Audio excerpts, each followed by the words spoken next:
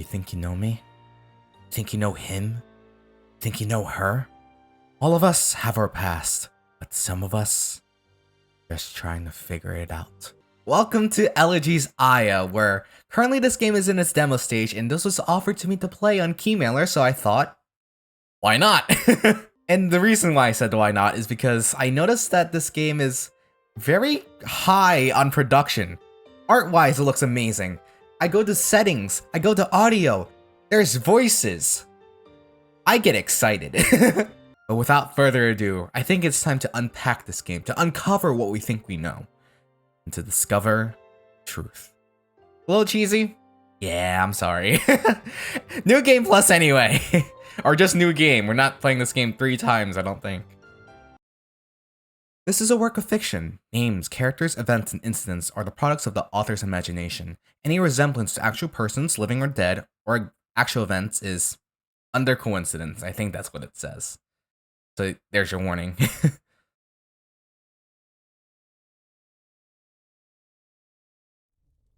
My eyes snap open in the middle of the night.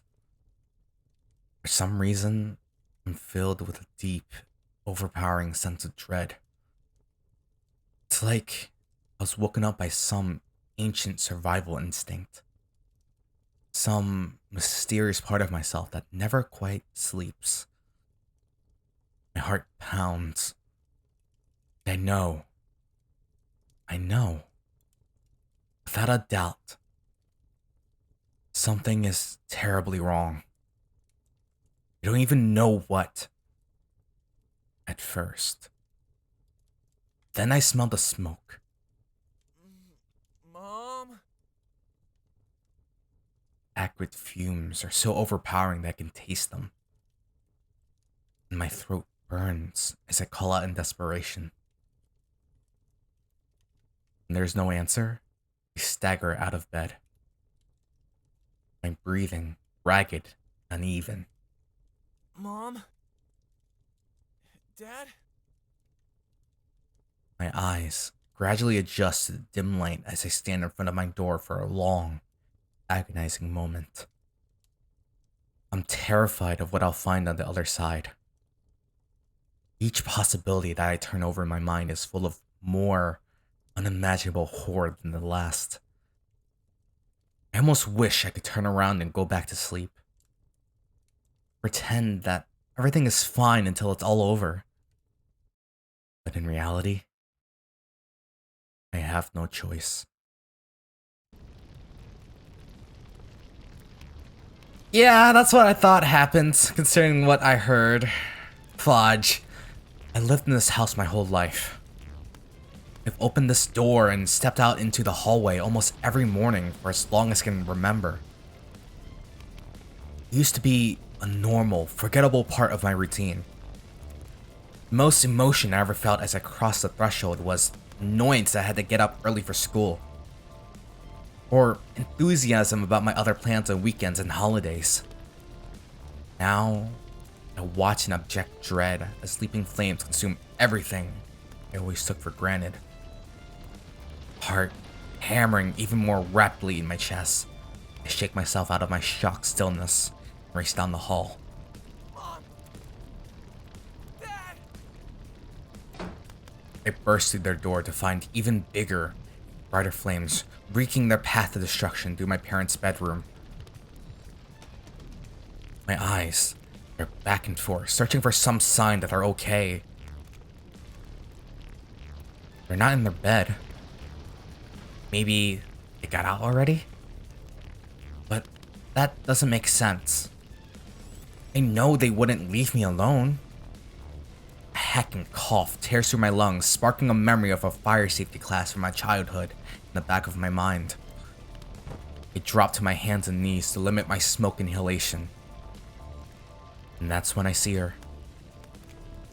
My mother is lying motionless on the floor by the end of her bed. This is not easy for you, I know. I'm begging for you, buddy. You can do this. Her hand, reaching out with splayed fingers pointing toward me.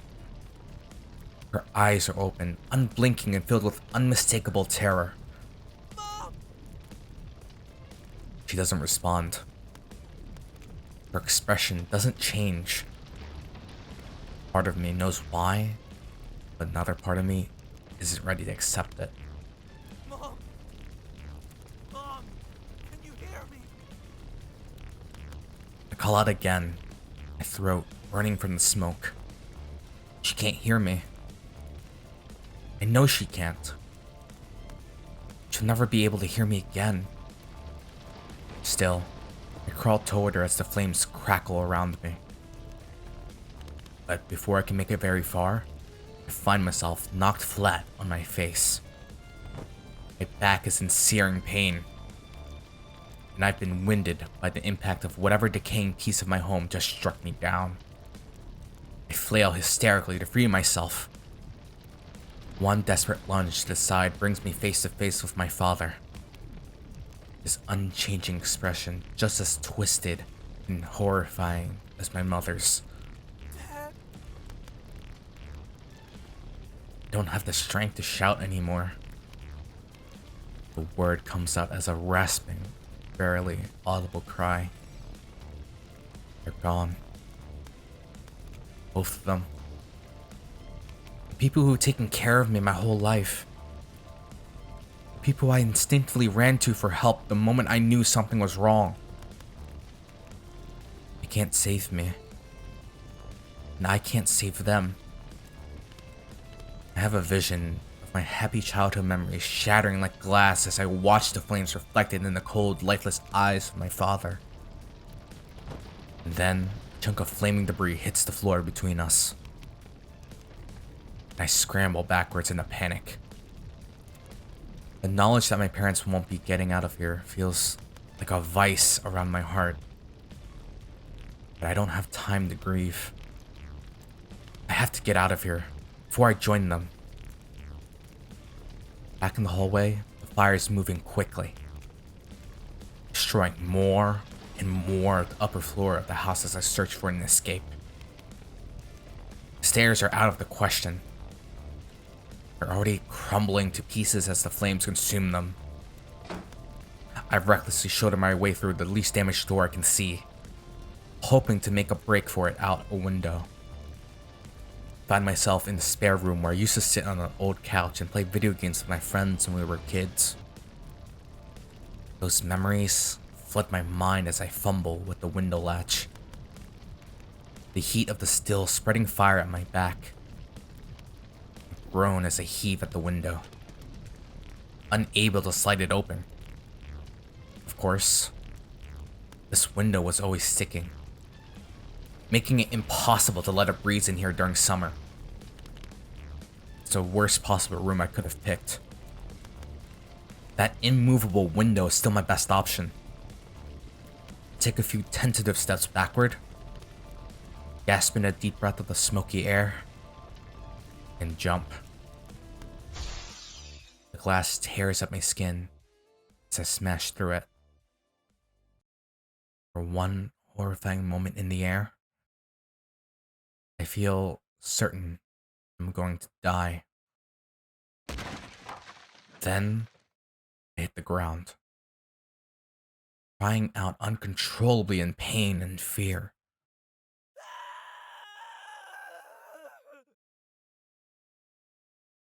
But alive. I've landed in a crumpled heap at my side. One leg, shoulder, taking the brunt of the impact. I know without even trying to stand that something is broken.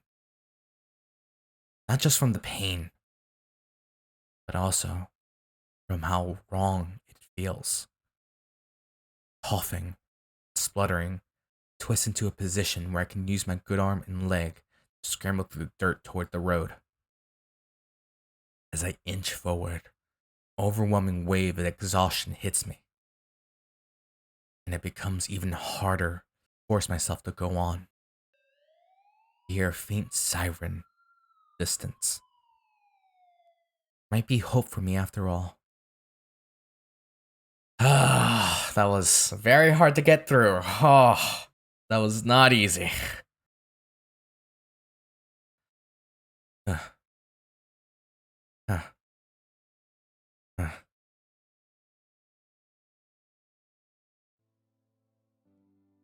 You're alive. At least. In the hospital. Good.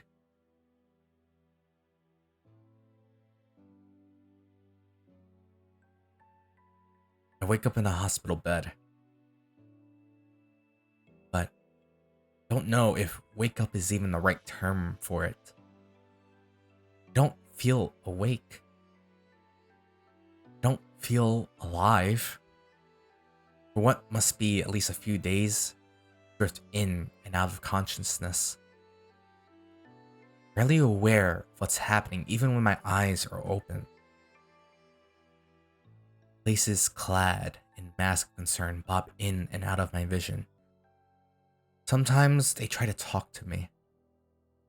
Tell me about how the treatment is going for my burns and lacerations.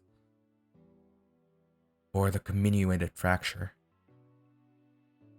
Or the smoke inhalation. Worse, sometimes they try to ask me how I'm doing. Or tell me they're sorry.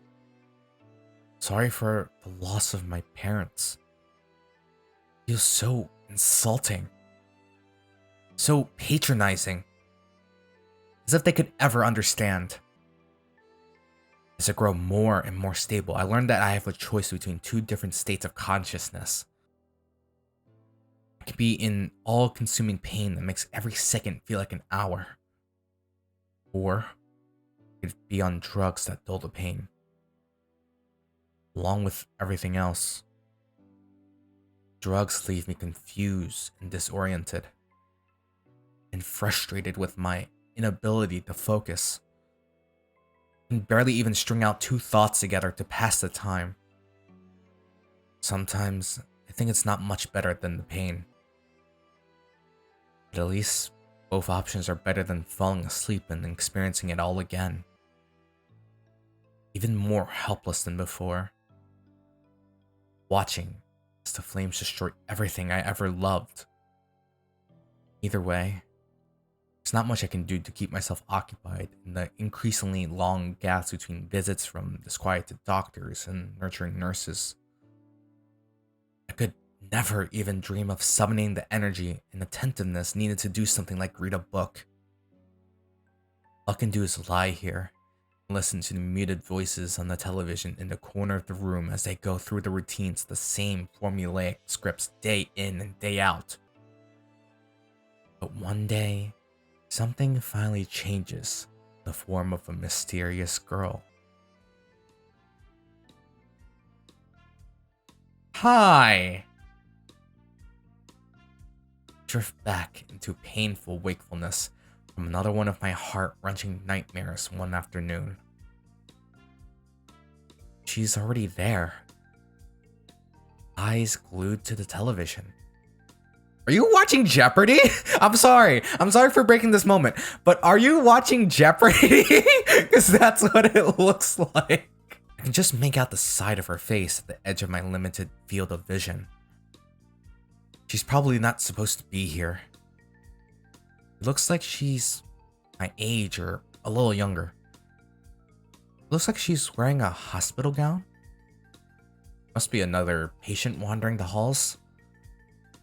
She's the first person I've ever seen who isn't bombarding me with invasive treatments or unwanted sympathy. So I find myself hoping she stays.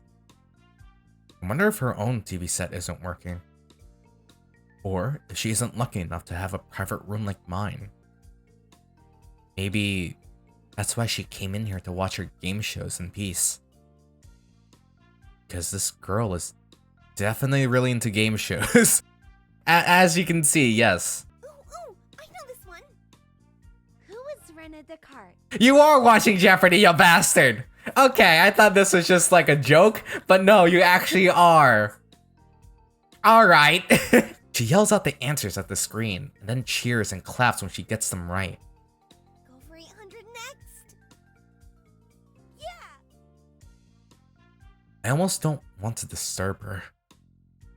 She seems so serenely happy in her television-induced reverie. Even more than that, I want to know who she is. Wow. I don't think I've ever seen anyone get that excited about watching Jeopardy outside of an old folks' home. You even say it yourself. It reminds me of visiting my grandmother and hanging out with her and her friends in the common room of the long-term care facility before she died. That might be the first happy memory I've thought about since I've been here. My fleeting happiness fades when the girl turns to face me. Her lips parted in obvious shock. That thoughtless comment probably offended her. Of course it did.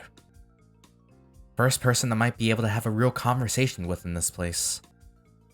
And I messed it up. Nice going, Zach. Then, to my obvious surprise, her lips curl into a bemused smile as she finally addresses me directly. Did you just call me old? I mean, yes, but you don't look like it. Sorry. I didn't mean it as an insult. It's just... my grandmother used to yell Jeopardy answers at the screen just like that. The girl laughs. So I remind you of your grandmother. I don't know if that's helping your case here. It ain't. It sure as hell ain't. No, I mean, yes, but in a good way. Stop digging your own grave. My grandmother was cool. There you go. So I'm old, but at least I'm cool? Okay, I'll take it. She grins at me before skipping over to my bed. I worry for a moment that she's going to sit down too heavily and jostle my broken leg. She must have been careful, because I don't feel a difference at all as she perches in the corner. What's your name? I'm Aya. Zach. Nice to meet you, Zach. And nice to meet you, Aya. Please disregard Zach's comments, please, because he's blowing this. She looks at me up and down. Having seen my reflection lately, I can only imagine the patchwork of burns and bandages that greet her.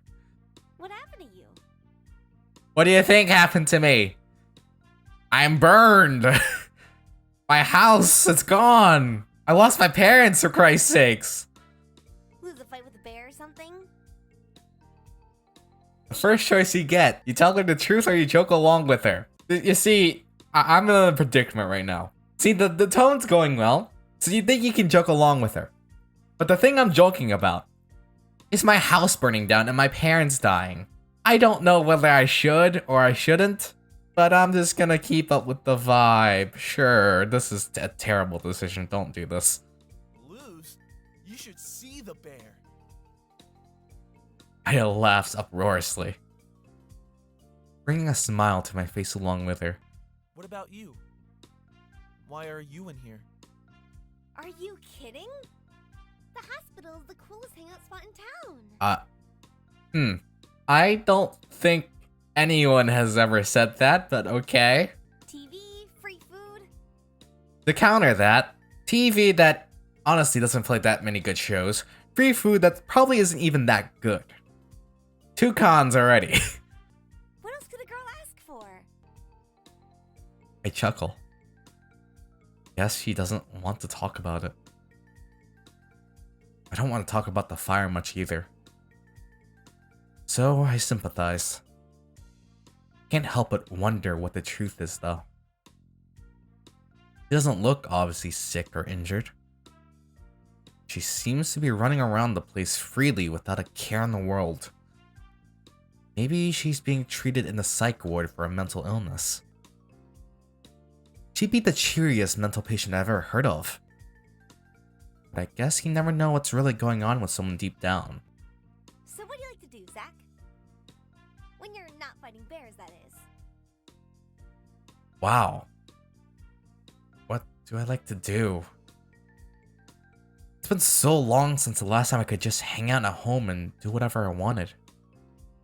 It's like it was another lifetime. I can barely remember how it felt. Video games? Good answer. Aya gasped in awe as if that isn't the most boring answer I could possibly have given her. I love video games! I miss playing them so much! You'd think someone would have hooked up a console to one of the TVs in here, but no! Honestly, there are a couple of hospitals I know that do that. When I went to one, I remember there being like a Wii that's plugged up, yeah. I don't know why that's a very vivid memory, but it is. What kind of games do you like? RPGs, I guess. Oh, so what I play, got it. And some first-person shooters. I also played those, but not as much. Sure, I'll embody Zach a little bit. Oh, and I love a good horror game. Okay, never mind, I take that back. I take that back. I am a wuss when it comes to those, so maybe not. My friends and I used to stay up late when we were kids, playing the scariest games we could find. And we were making fun of each other if anything made one of us jump. Oh! Did you ever play Maurizio's Manor? That's one of my favorites. Yeah, that's a classic. How did you feel about the remake? I'm glad that you have a friend. I really do, considering that we jumped from my parents died, my house burned down, to I have a coma. And also in excruciating pain. I'm very glad that there's some sort of light in all of this. Sorry to ruin your moment again. I know some people didn't like the changes, but I thought it was still pretty good. There's a remake? Yeah. It came out a couple years ago. No way, I can't believe I missed that! You'll have to try it when you get out of here. Hey, and maybe we could play together. Yeah, maybe. Aya's tone flattens completely from her earlier enthusiasm. Maybe she's not really that interested in the game after all? Well, what about you? What other hobbies do you have? Seems to cheer her up. Reading! I really miss reading too. Don't you have any books to read here? Not exactly. You're gonna have to be more specific than that. Aya leans toward me and lowers her voice, wiggling her fingers in a dramatic gesture of mystery. They say there's a library somewhere in the hospital, full of all kinds of books. Or patients can borrow whatever they want. But You can take a whole stack of books back to your room with you and no one will stop you. But no one knows where it is. so wait, we have a library, but no one just knows where it is. There's only two factors in that. No one cares, or someone just hid it. It's not labeled on any of the hospital maps. And no one who's tried to find it has come back to tell the tale. Some say they're still there in the library. So distracted by the endless reading material that they forgot about everything else. Question the veracity of the story. Just go along with it. Just go along. I don't want to sadden her. Do you think if we found it, it would be full of ancient skeletons who died with books in their hands? Aya claps her hands. Yes, exactly, you get it! All this time, I've been too scared to hunt for the mysterious library on my own. But maybe now, you can be my partner in crime and come with me. That would be fun, but... I'm dying. I gesture toward the thick cast on my broken leg. I'm not in the best shape for exploring right now. That does pose a bit of a problem. You think? But you'll get better soon, right? I don't. How long do frickin' leg injuries take? So, especially broken legs. Hold up, I'm looking this up. A few moments later. 3 to 6 months. Can you wait 3 to 6 months? If you can, great. If you can't, I'm sorry. And once you get around a bit more, the adventure of a lifetime will begin. Can't help chuckling at her unbridled enthusiasm. Okay, Aya. Sounds good. She beams as if I just promised to buy her a huge ice cream cone or something. So, does this hospital have any other mysteries I should know about? Oh, yeah, of course. There are 7. 7? There, always 7. But I'll tell you about the next one next time. Okay. You're very weird, but you're nice, so I don't know what to think of you. She speaks. One of my regular nurses rounds the corner into my room. A glass of water and a small paper cup full of pills in her hands. Gotta go for now. Bye, Zach. Bye? Aya practically sprints away. And for a moment, I'm worried she's going to collide with the nurse and spill my water and medication everywhere. Instead, she rushes right past her. The nurse barely reacts before approaching me and asking how I'm feeling for the millionth time. As I swallow the pills, I'm still thinking about that story Aya told about the mysterious library. I'm pretty sure she just made it up to entertain me. But it was a lot of fun. It was the first thing I found fun in a long time. Really. I hope I get to hear more of her story soon. Indeed I do as well, because boy, you're gonna need a lot of fun to get through this. Aya flit in and out of my room several times over the next week. But that's where we're gonna have to stop for now, as I think this is a perfect introduction towards Zach as well as Aya, to sort of see how the relationship is and to see where it could potentially go. But seriously, thank you very much for watching. Leave a like, comment, subscribe, all that jibba jabba. My kings, my queens, and my royals, and I. See you soon. For the first time ever, I think I'm okay when we start from sad to somewhat happy. It's like the feeling of getting stabbed in the gut and then someone just hugging you afterwards. It's complicated, but you're very focused on the hug. Lord knows I tried.